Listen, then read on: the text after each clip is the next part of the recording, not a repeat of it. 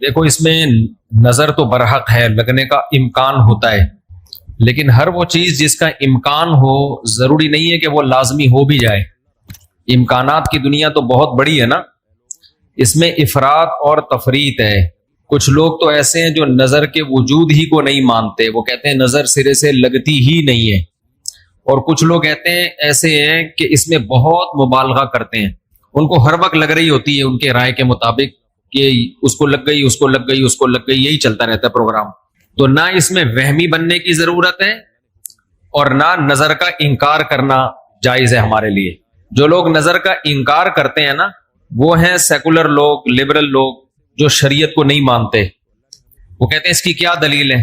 بھائی ہمارے پاس دلائل، مشاہدہ بھی دلیل ہوتی ہے، لیکن وحی خود دلیل ہے ہماری نظر میں۔ وحی جب نبی صلی اللہ علیہ وسلم نے بتا دیا کہ العین حق، نظر برحق ہے، تو ہمارے لیے یہ بھی ایک دلیل ہے۔ اب کوئی رسول کو مانتا ہی نہ ہو، اللہ کو مانتا ہی نہ ہو، تو وہ نہ مانے، وہ اس کا ہیڈیک ہے۔ ہم کوئی سائنسدانوں کو مجبور تھوڑی کر رہے ہیں کہ آپ نظر کو مانو۔ سائنسدان جنت مانتے ہیں کہ جنت ہے؟ جواب دینا۔ سائنسدان مانتے ہیں موت کے بعد دوبارہ زندگی ہے؟ یہ سائنس کا ٹاپک ہی نہیں ہے بھائی، سائنس یہاں تک پہنچی نہیں ہے۔ تو نظر تو برحق ہے، کوئی بھی اچھی چیز ہو، کوئی بھی بہت ہو، تو اس میں چانس ہوتا ہے کہ نظر لگ جائے۔ نبی صلی اللہ علیہ وسلم نے فرمایا اگر کوئی چیز تقدیر پر غالب آ سکتی تو وہ نظر ہوتی، اور نظر اونٹ کو ہانڈی تک پہنچا دیتی ہے۔ اچھا والا اونٹ ہوتا ہے، نظر لگی گیا۔ آپ نے دیکھا ہوگا بڑے بڑے اونچے کٹے بیل لوگ لے کر آتے ہیں بقرعید کے دنوں میں، بعض دفعہ نظر لگتی ہے دھڑام سے گر جاتے ہیں، بعض دفعہ ویسے ہی گر جاتے ہیں غربت مہنگائی سے متاثر ہو کے، لیکن بعض دفعہ نظر بھی لگتی ہے۔ تو ہمارے پاس جو نظر کے برحق ہونے کی دلیل ہے وہ رسول اللہ صلی اللہ علیہ وسلم کا قول۔ اسی وجہ سے یعقوب علیہ السلام نے جب اپنے بیٹوں کو مصر بھیجا تو خوب لمبے خوبصورت بیٹے تھے، تعداد میں بھی زیادہ تھے، تو ان سے کیا فرمایا؟ لا تدخلوا من باب واحد وادخلوا من ابواب متفرقہ۔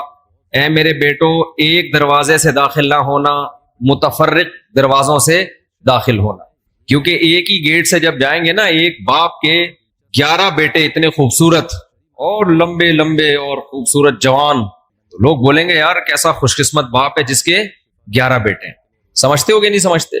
آج کل تو فیملی پلاننگ نے نظر کا چانس ہی ختم کر دیا، 2 بچے ہوتے ہیں وہ بھی اچھے نہیں ہوتے۔ تو یہاں قرآن سے بھی ہمیں، حدیثوں سے بھی پتہ چلتا ہے کہ امکان ہے، لیکن ایک بات یاد رکھو، دنیا میں یہ بہت امپورٹنٹ بات ہے، کاش اس کو سمجھ جاؤ، یہ تجربوں کا نچوڑ ہے جو میں آپ کے سامنے پیش کر رہا ہوں۔ امکانات کی بیس پہ یقینی دعوے کرنا یہ تمام گمراہیوں کی بنیاد ہے۔ جادو کا بھی امکان ہوتا ہے، کسی پہ جادو ہو جائے، ہزاروں میں کسی ایک پہ، لیکن روحانی عامل کے پاس جب آپ جاؤ گے کہے گا آپ پہ بھی جادو، آپ پہ بھی جادو، آپ پہ بھی جادو، آپ پہ بھی جادو۔ جب آپ کرو گے نا کہ بھائی مجھ پہ جادو کیسے ہے، کہے گا کیا جادو برحق نہیں ہے؟ سمجھ میں آ رہی ہے بات؟ ڈاکٹر یہ بدماشی کبھی نہیں کرتا۔ آپ ڈاکٹر کے پاس جاؤ، آپ کے گردے میں پین ہو رہا ہے، وہ چیک کرے گا کہ گیس کا پین ہے یا پتھری کا پین ہے، کیونکہ ڈاکٹر اس کا علم ہے باقاعدہ۔ وہ کبھی یہ نہیں کہے گا کہ پتھری ہے بس تکا مار دیا۔ بھائی ڈاکٹر صاحب پتھری کا پین کیوں ہے؟ تو وہ جواب میں کہے کیا گردوں میں پتھری ہوتی نہیں ہے کیا؟ آپ بولو گے ہوتی تو ہے، میرے ہے یا نہیں ہے، مجھے تو یہ تو بتاؤ۔ حالانکہ گردوں میں پتھری ہونے کا جتنا چانس ہے نا، جتنی پرسنٹیج 100 میں، جادو کی اس سے بھی کم ہے، ہزاروں میں کسی ایک پہ ہوتا ہے جادو۔ لیکن عاملوں کے پاس جب آپ جاؤ، یہاں الحمدللہ کچھ عامل ہیں جو میرے خلاف ایک فل پروپیگنڈا شروع کیا ہوا، اتنی خوشی ہوتی ہے مجھے، میں آپ کو بتا نہیں سکتا، جب عامل میرے خلاف بولتے ہیں اتنی خوشی ہوتی ہے، اور میں کہتا ہوں کمبختو تمہارے پاس جادو، چڑیل، جن، بھوت، تم میرے خلاف بولتے کیوں؟ نقصان پہنچا دو یار۔ تو اس سے ان کا کمزور ہونا اور ثابت ہو جاتا ہے کہ یہ ان تلوں میں تیل نہیں ہے۔ خیر میں نظر کے موضوع کو مکمل کروں، کیونکہ روحانی عاملوں کی بات آتی ہے تو مجھے ان کے خلاف بولنے میں سا خون بڑھتا ہے میرا، ایک دم جوش میں آ جاتا ہوں، ایسا لگتا ہے کچھ نہیں بھی کھایا ہو پاور آ جاتی ہے باڈی میں۔ ان کے خلاف بولنے میں مزہ بہت آتا ہے، صرف مسجد کا تقدس ہے، باہر آؤ تو اس طرح نہیں بولوں گا، انگلش میں بھی گالیاں دوں گا، پنجابی میں بھی، اردو میں بھی۔ یہاں بڑے بڑے عامل ہیں جو بڑے پنپ رہے ہیں، اور ہمارے بڑے بڑے مولانا جا جا کے نا ان کو پروموٹ کر رہے ہیں، بے شرموں کو، ان بے غیرتوں کو۔ خیر فی الحال اتنی گالی کافی ہے۔ تو اچھا میں کیا کہہ رہا تھا یار، عاملوں کے ٹاپک آتا ہے تو اتنی خوشی ہوتی ہے۔ جی نظر کی بات کر رہا تھا میں۔ تو نظر میں جو ہے نا لگنے کا چانس ہوتا ہے، یہ ہے، لیکن چانس سے فائدہ اٹھا کے ہر ایک کو یہ کہنا کہ تم پہ جادو ہے، تم پہ نظر ہے، تم پہ یہ ہے، ڈاکٹر یہ کام نہیں کرتا. شوگر کا چانس ہوتا ہے آپ کو کہ شوگر ہے، لیکن یہ تو نہیں کہ ڈاکٹر جب تک کمپلیٹلی تحقیق نہ کر لے ڈاکٹر نہیں کہے گا تمہیں شوگر ہے، تمہارے گردوں میں پتھری ہے، تمہارے پیٹ میں یہ مسئلہ ہے. حالانکہ امکانات تو ہوتے ہیں، لیکن آپ یہ جو ڈرامے باز لوگ ہیں نا روحانی عامل، ان کے پاس جاؤ گے نظر ہی لگی ہوئی ہے آپ کو، لازمی کیا لگی ہے؟ کیونکہ جب کسی کے پاس کوئی فن نہیں ہوتا، علم نہیں ہوتا، تو وہ سب کچھ جانتا ہے. پھر سمجھ رہے، ڈاکٹر کے پاس علم ہوتا ہے کڈنی کا، لہذا تحقیق کرے گا، 100 میں 2 کو کہہ دے گا تیرے گردے خراب ہیں. عاملوں کے پاس چونکہ جن چڑیل بھوت کا علم ہوتا ہی نہیں ہے، لہذا ہر ایک پر جن بھی ہے، چڑیل بھی ہے، اور بھوت بھی ہے، اور نظر بھی ہے، اور موکل بھی ہیں، اور حمزاد بھی ہیں، اور پتہ نہیں کیا کیا ہے ڈرامے بازی. سمجھتے ہو؟ جب ان کو بولو کہ کیا دلیل ہے، تو بھائی امکانات کی دنیا میں امکان کہ فلانے پہ لگ گئی تھی، فلاں پہ لگ گئی تھی، تو خوب سمجھ لو امکانات کی بیس پہ یہ کہنا کہ ابھی دیکھو ایک مولانا صاحب کا کلپ آیا، انہوں نے کہا کہ نبی صلی اللہ علیہ وسلم نے فرمایا کہ ہر بیماری کی دوا اللہ نے رکھی ہے دنیا میں، یہ صحیح حدیث ہے. پھر انہوں نے ایک دوا بتائی کہ یہ شوگر کی بہترین دوا ہے. بھائی آپ ڈاکٹر ہو، آپ سائنٹسٹ ہو، کہہ رہے میں نے یہ کہیں سے نکالی ہے. ڈاکٹر کہہ رہے ہیں شوگر ایک اسٹیج پہ پہنچنے کے بعد لا علاج ہے، یہی کہتے ہیں نا ڈاکٹر. بھائی شوگر ایک اسٹیج پہ پہنچ جائے تو وہ کیا ہو جاتی ہے، اب ٹھیک نہیں ہو سکتی، کنٹرول کرنی پڑے گی، لبلبا ٹھیک نہیں ہوگا آپ کا. لیکن انہوں نے کہا کہ دیکھو ہر بیماری کی اللہ نے شفا پیدا کی ہے، تو یہ میڈیسن، یہ کوئی دیسی نسخہ ہے، یہ شوگر ٹھیک کر دے گا. اب دلیل کیا دے رہے ہیں؟ ہر بیماری کی اللہ نے دوا پیدا کی، یقیناً کی ہے، لیکن کیا وہ آپ کو معلوم ہے؟ کیا وہ دوا یہ ہے جو آپ پیش کر رہے ہیں؟ اس کی کیا دلیل ہے؟ بھائی بہت ساری دوائیں لوگوں کو معلوم نہیں ہے. تو اب یہ سمجھیں کہ 2 انتہائی میں جلدی سے کمپلیٹ کروں اس موضوع کو، کہ نظر لگنے کا چانس ہوتا ہے، لیکن یہ نہیں ہے کہ جو بھی کوئی اچھی چیز ہوگی کچھ بھی ہو جائے اس کو نظر ہی لگی ہے. تو یہ وہم کی دنیا سے باہر نکلنا چاہیے. جو سیکولر لبرل لوگ ہیں جو نظر کا بالکل انکار کرتے ہیں، وہ کہتے ہیں فلاں فلاں پہ کیوں نظر نہیں لگی، وہ اتنے ہینڈسم اتنے خوبصورت لوگ ہیں، فلاں کی آواز اتنی اچھی، ان پہ نظر کیوں نہیں لگی. تو اب اصول سمجھیں، نظر لگنے کے لیے علماء نے قاعدہ ضابطہ بیان کیا ہے، جو چیزیں مشہور ہوتی ہیں نا ان کو اکثر نظر نہیں لگتی. نظر ہمیشہ اچھمبے کی چیز کو، اچانک، جیسے میں لوگوں سے کہتا ہوں بھائی آپ انتہائی غریب تھے، سائیکل بھی نہیں تھی آپ کے پاس، اچانک آپ کے پاس بہت زیادہ پیسہ آ گیا، اور علاقہ بھی وہی ہے، رہتے اسی غریبوں کے محلے میں ہو، گندے نالے پہ رہتے ہو، سائیکل پہ تھے، اچانک لینڈ کروزر آ گئی آپ کے پاس. یہ جو اچانک والا کام ہوا ہے نا، اس میں نظر لگنے کا چانس ہوتا ہے. سمجھ میں آ رہی ہے بات؟ اب دیکھو یعقوب علیہ السلام کے بیٹے مصر میں ان کے ساتھ ہی رہتے تھے، سوری مصر میں نہیں، شام میں ساتھ رہتے تھے. وہاں یعقوب علیہ السلام نے نظر سے بچنے کا یہ والا اہتمام ہمارے علم میں نہیں ہے کہ بچوں کو کہو دروازے سے الگ الگ جایا کرو، ایک ہی دروازے. لیکن جب مصر جا رہے ہیں نا، اجنبی جگہ ہے، وہ لوگ یعقوب علیہ السلام کے بیٹوں سے مانوس نہیں ہیں. وہاں یعقوب علیہ السلام نے کہا ایک نئی جگہ پہ جا رہے ہو، اچانک اتنے بیٹے جب لوگ دیکھیں گے نا خوبصورت، وہاں چانس ہے. تو اس سے پتہ چلتا ہے کہ اپنی نعمت کو آہستہ آہستہ ایکسپوز کرنا چاہیے. سمجھتے ہو کہ نہیں سمجھتے؟ آہستہ آہستہ کیا کرنا چاہیے؟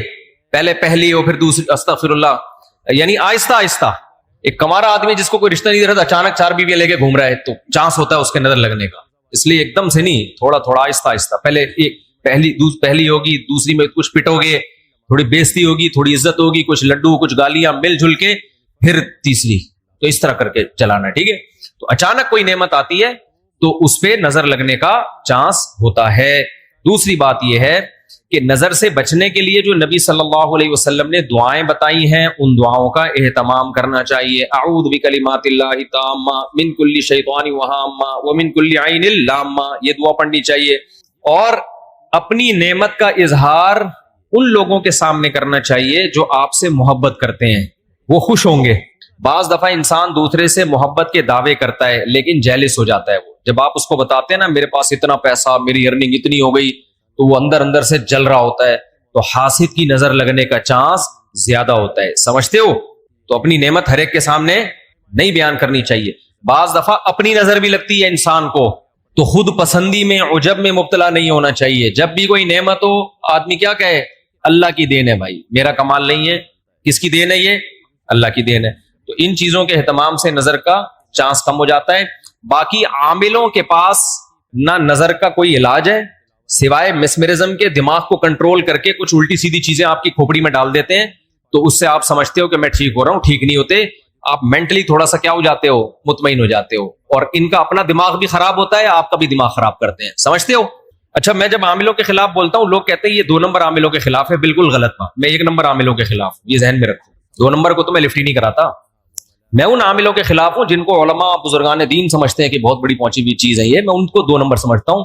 یہ کخ بھی نہیں کر سکتے, سمجھتے ہو, یہ کچھ بھی نہیں کر سکتے, چاہے امریکہ میں ہو, چاہے جاپان میں ہو, چاہے پاکستان میں ہو, چاہے کراچی میں ہو, چاہے پنجاب میں ہو, سب ایک جیسے ہیں. اس لیے اپنے آپ کو بچاؤ ان فضول لوگوں سے. اچھا بھائی, حضرت محمد صلی اللہ علیہ وسلم پر جادو کے اثرات سے متعلق اہل سنت کا کیا عقیدہ ہے؟ نبی پر جادو ہوا تھا, بخاری مسلم سے ثابت ہے, لیکن ہوا کیوں تھا؟ آپ کہیں گے نا, ایک طرف تو آپ کہہ رہے ہیں جادو اتنی آسان نہیں ہے, ہزاروں میں کسی ایک پہ, تو پیغمبر پہ ہو گیا. دیکھو, کچھ چیزیں نبی صلی اللہ علیہ وسلم کے ساتھ ایسی ہوئی ہیں جن میں کوئی حکمت تھی. یہودی آپ کو جادوگر کہتے تھے, جادوگر جادوگر. اللہ نے تھوڑا سا اثر ہونے دیا تاکہ یہودیوں کو الزام لگانے کا موقع نہ ملے. جادوگروں پہ جادو کا اثر نہیں ہوتا, تو تھوڑا سا اثر اللہ نے ہونے دے دیا. اتنا اثر کہ آپ کبھی کبھار بھولنے لگے کچھ چیزیں, کچھ کام کیا ہوتا آپ کو یاد نہ ہوتا. اس سے زیادہ اثر نہیں ہوا آپ کے اوپر. اور یہ اثر اس لیے اللہ نے ڈالا تاکہ لوگوں کو یقین آ جائے آپ بشریت میں کامل ہیں اور آپ جادوگر نہیں ہیں. اصل مقصد یہ الزام کی نفی تھی. اگر یہ اتنا آسان ہوتا تو ابو بکر پہ کیوں نہیں ہو گیا میرے بھائی, حضرت عمر پہ کیوں نہیں ہو گیا, حضرت عثمان پہ کیوں نہیں ہو گیا, سیدنا علی پہ کیوں نہیں ہو گیا؟ یہ تو ایک تماشا بنا لیتے لوگ. فرعون کے موسیٰ علیہ السلام کے مقابلے میں جادوگر آئے ہیں. آپ لوگ کو آواز صحیح آ رہی ہے؟ گونج تو نہیں رہی ہے آواز؟ مجھے تو گونج رہی ہے آواز. بھائی, موسیٰ علیہ السلام کے مقابلے میں جادوگر آئے. قرآن کہتا ہے یخیل الیہ من سحرہم انہا تسعی. جادوگروں نے دماغ کو ایسا کیپچر کیا ہے کہ دیکھنے میں ایسا لگا کہ یہ لاٹھیاں نہیں بلکہ سانپ ہیں. حقیقت میں وہ لاٹھیاں سانپ نہیں بنی تھی, دماغ میں کچھ انہوں نے ایسا کیا ہے نا کہ یخیل, خیال پیدا ہوا کہ یہ لاٹھیاں نہیں بلکہ کیا ہے, سانپ. دیکھو, انبیاء کے دماغ کو ایسے کیپچر نہیں کیا جا سکتا, لیکن اللہ نے یہاں ہونے دیا. موسیٰ علیہ السلام کو بھی ایسا لگا کہ یہ لاٹھیاں نہیں بلکہ کیا ہے, سانپ ہیں. اس میں حکمت تھی نا, تاکہ مقابلہ تو ہو. اب سوال پیدا ہوتا ہے, جب موسیٰ علیہ السلام مقابلہ جیت گئے, فرعون نے دھمکی دی جادوگروں کے کہ تمہارے ہاتھ پاؤں کاٹ کے میں قتل کر دوں گا, تو جادوگر وہی رسیاں دوبارہ فرعون کی طرف پھینک دیتے کہ تو قتل کر کے دکھا ہمیں. کیا خیال ہے بھائی؟ یا فرعون پہ جادو کر دیتے. ہوا جادو فرعون پہ؟ بولتے کیوں نہیں؟ مجھے تو لگ رہا ہے آپ لوگ پہ ہو گیا. نہیں ہوا نا فرعون پہ جادو. بھائی, جادوگر ہزاروں جادوگر تھے, سینکڑوں تو تھے ہی. انہوں نے سوچا کہ یار تو ہمیں دھمکی دے رہا ہے, انتر منتر کلی کل انتر ہو جا منتر چھو, یوں کرتے فرعون ٹیڑھا ہو جاتا. فرعون کی ساس کو کچھ چیزیں سکھا دیتے. کیا خیال ہے؟ جٹھانی فرعون کی زوجہ جو تھی حضرت آسیہ رضی اللہ عنہا, ان کو کہہ دیتے کہ تم اپنی ساس سے کچھ کروا دو یا جٹھانی سے, وغیرہ وغیرہ جو بھی ہے. تو ایسا نہیں ہوتا بھائی. فرعون نے دھمکی دی اور ہاتھ پاؤں کاٹ کے ان سب کو شہید کر دیا, کچھ بھی نہیں ہو سکا. ایسا نہیں ہوتا. جادوگروں کو ایک ماحول چاہیے, اسی میں وہ سب کچھ کرتے ہیں. تو یہ ہم سے زیادہ کمزور ہوتے ہیں, ان سے ڈرنے کی بالکل ضرورت نہیں ہے. دنیا میں سب سے کم اگر ڈرو نا تو عاملوں سے اور جادوگروں سے سب سے کم ڈرا کرو. جیسے کہ پولیس والے ان سے بالکل بھی نہیں ڈرتے. اکثر آپ نے دیکھا ہوگا ریڈ پڑتی ہے نا پولیس والوں کی عاملوں کے پاس, تو پولیس والے جاتے ہیں, پولیس میں جو گٹکا کھانے والا ہے نا وہ اٹھا کے لے آتا ہے عامل کو, تھانے میں بند کر دیتا ہے. عامل اس کا کچھ بھی نہیں بگاڑ سکتا. سوچو, جو عامل ایک گٹکا کھانے والے پولیس والے کے سامنے کچھ نہیں کر سکتا, وہ اس عامل کی پوری ٹیم کو اٹھا کے لاک اپ کر دیتے ہیں یہ لوگ. وہ سنگدل محبوب تمہارے قدموں میں کہاں سے لا سکتا ہے؟ وہ سنگدل محبوب تمہارے قدموں میں کہاں سے لا سکتا ہے؟ تو یہ دنیا کے سب سے کمزور, سب سے ضعیف قوم روحانی عامل ہوتے ہیں, لیکن دماغ کا کھیل ہے سارا. تو لوگ ان سے ڈر رہے ہوتے ہیں. نہیں ڈرو تو آپ طاقتور ہو, سمجھتے ہو. آج مجھے ایسا لگ رہا ہے گلوکوز کی 3 بوتلیں چڑھا لی میں نے. اور عاملوں کے خلاف بولتا ہوں اتنی, کیونکہ عامل میرے خلاف بہت سرگرم ہو گئے ہیں آج کل. ابھی علماء کا ایک وفد گیا کسی عامل کے پاس, وہ وفد پہلے میرے پاس آیا, گپ شپ ہوئی, بیٹھے, میں نے ان کو رات کو کھانے کی دعوت دی. انہوں نے کسی سے ملنے جا رہے تھے, مجھے نہیں پتا کسی عامل کے پاس گئے. اس عامل نے میرے خلاف اتنا بولا کہ انہوں نے میری دعوت ہی کینسل کر دی کہ یار یہ مفتی صاحب تو 2 نمبر ہے معاذ اللہ. انہوں نے اپنی طرف سے اس عامل کی باتوں میں آ کے, تو جب انہوں نے کسی نے مجھے بتایا, میں نے کہا اچھا ہے اللہ نے تمہاری قسمت میں یہ عامل رکھے ہوئے ہیں, تم جیسے فضول لوگوں سے اللہ نے مجھے نجات دے دی تاکہ میرا کھانا تمیز والے عقل مند لوگ کھائیں. جو عاملوں سے متاثر ہو تو اس بیچارے کا مینٹل لیول کیا ہوگا آپ سوچو. میں نے کہا ہمیں ایسے مولویوں کی بالکل بھی ضرورت نہیں ہے جن کا مینٹل لیول یہ ہے کہ چڑیل بھوت بھگانے والوں سے متاثر ہو کے آتے ہیں. یہ تو مینٹل لیول ہے آپ کا. دلائل سے کے بجائے ان لوگوں سے متاثر ہوتے ہیں.